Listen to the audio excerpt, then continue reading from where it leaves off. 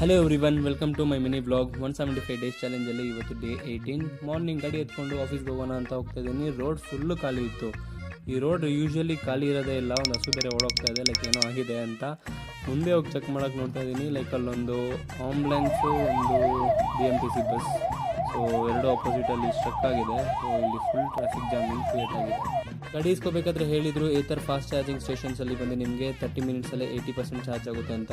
ಸರಿ ಅಂತ ನಾನು ನನ್ನ ಫ್ರೆಂಡು ಚಾರ್ಜಿಂಗ್ ಸ್ಟೇಷನ್ ಹತ್ರ ಹೋಗೋಣ ಅಂತ ಹೋಗ್ತಾ ಇದ್ರೆ ಪೊಲೀಸ್ ಅವ್ರು ಹಾಕೊಂಡ್ರು. ನನ್ನ ಫ್ರೆಂಡ್ ಹತ್ರ ಬೇರೆ DLA ಇದ್ದಿಲ್ಲ.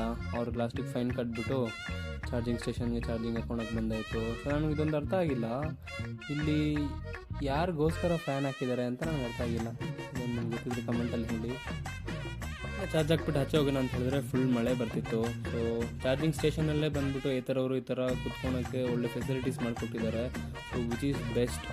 ಸೊ ಇದಾಗಿತ್ತು ಇವತ್ತಿನ ವಿಡಿಯೋ. ನಾಳೆ ಇನ್ನೊಂದು ವಿಡಿಯೋದಲ್ಲಿ ನೋಡೋಣ. ಸ್ಟೇ